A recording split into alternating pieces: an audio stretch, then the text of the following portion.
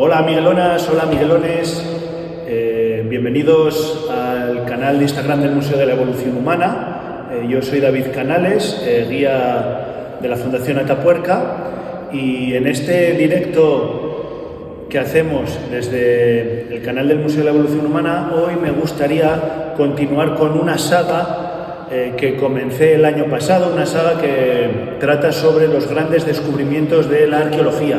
Grandes por varios motivos, ya puede ser por su belleza, ya puede ser por lo que ha aportado al conocimiento, o puede ser también pues por lo anecdótico de su hallazgo. Entonces, en este caso, en el día de hoy me gustaría hablaros de los descubrimientos de Herculano y de Pompeya, ¿de acuerdo? Porque yo creo que, son dos grandes ciudades que nos han aportado muchísimo para el conocimiento de la vida cotidiana durante el Imperio Romano. Así que pues me gustaría explicaros un poco cómo empezaron las excavaciones y a qué se debió todo esto.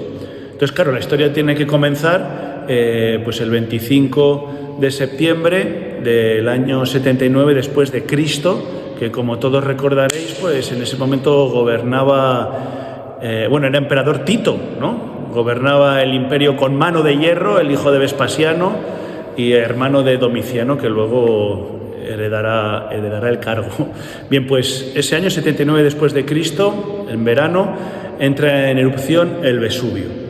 Esta erupción pues produjo una catástrofe en toda la Campania. Sobre todo se vieron más afectadas las zonas del sudeste del volcán, las ciudades como Pompeya, pero también se había afectada la ciudad de Herculano. Pompeya fue cubierta por las cenizas volcánicas y por el lapilli, esa piedra pómez, mientras que Herculano fue cubierto por toneladas y toneladas de fango. Esto ocurre en el año 79 después de Cristo, pasan los siglos, pasan las personas, pero sigue habiendo una memoria, una conciencia de que había una serie de ciudades que habían sido enterradas por el Vesubio, pues Pompeya, Herculano, también Oplontis, ¿de acuerdo?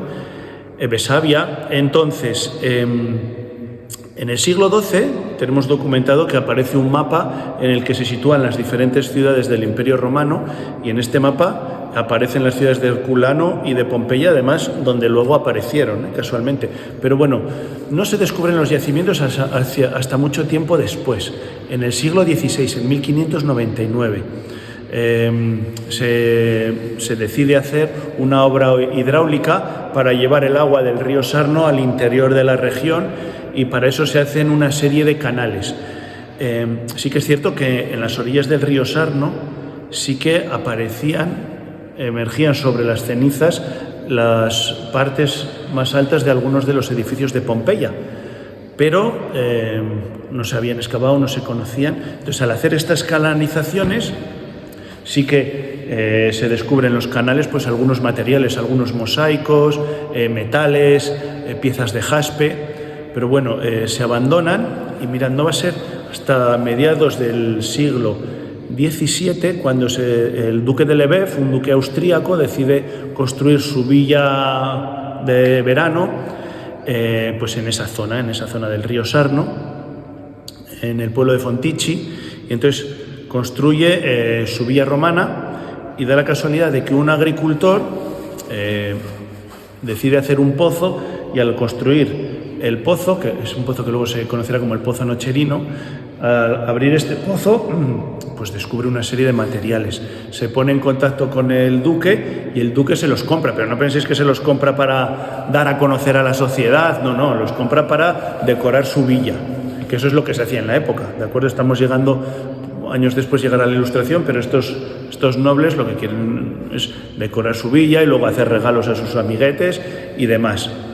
Aún así, hay una erupción también en el siglo XVII del volcán y vuelve a cubrirlo todo de nuevo. No va a ser hasta 1734 cuando llegue al trono del reino de Nápoles el rey Carlos VII, que posteriormente va a ser el rey Carlos III aquí en España.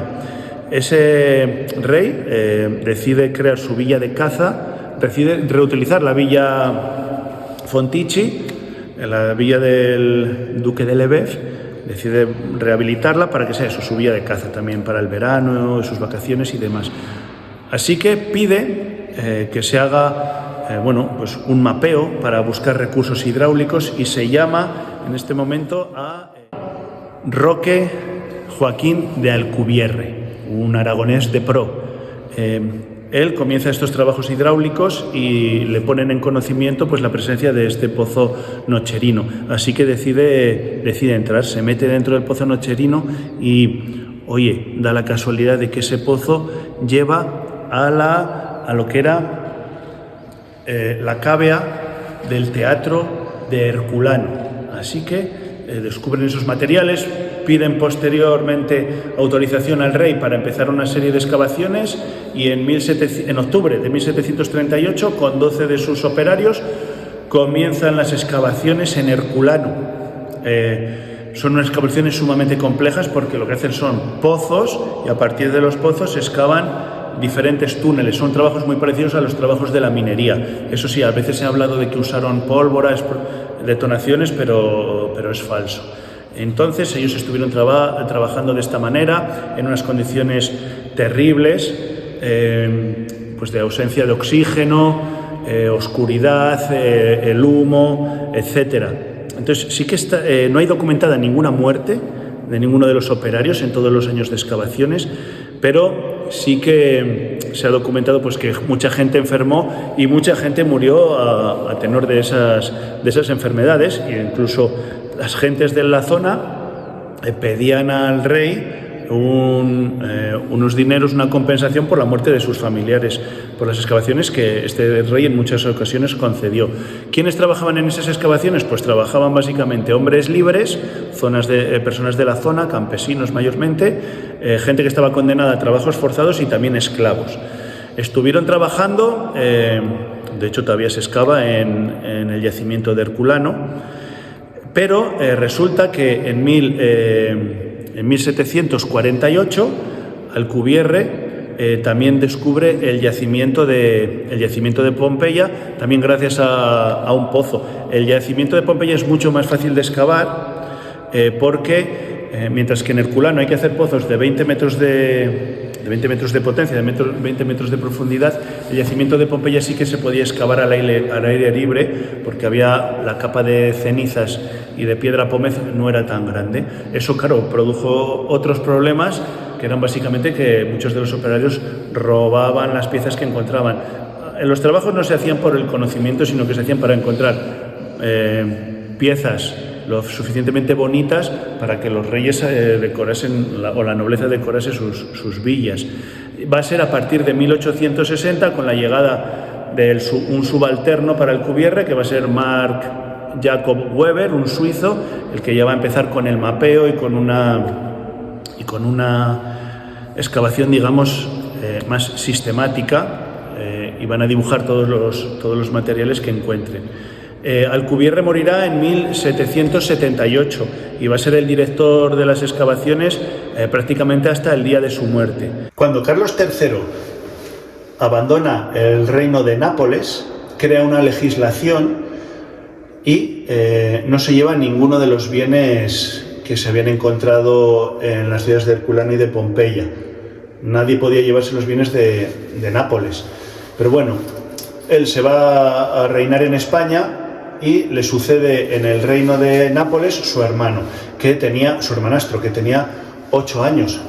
Claro, no le interesaba mucho la arqueología, le interesaba mucho más la caza. ¿Qué ocurre? Pues que su valido siguió manteniendo las excavaciones e informando a Carlos III de cómo evolucionaba. Pero mirad, el gran cambio tuvo lugar en 1860, cuando Nápoles ya pertenecía al reino de Italia, que llegó a la dirección de las excavaciones Giuseppe Fiorelli. Giuseppe Fiorelli fue el encargado de esas excavaciones modernas, perfectamente organizadas, dividió las excavaciones, creó este sistema de ínsulas y de calles que tenemos ahora. Incluso él mismo fue el que ideó el sistema para crear los moldes y recuperar esas figuras humanas tan famosas en los yacimientos de Pompeya. Pompeya y Herculano pues son dos hitos, ¿no?, para todos los que nos gusta la arqueología, pero yo creo que seguiremos hablando de muchos más yacimientos en próximas conexiones. Así que muchas gracias por vuestra atención de mi parte y de parte de todo el equipo de la Fundación Atapuerca. Un saludo.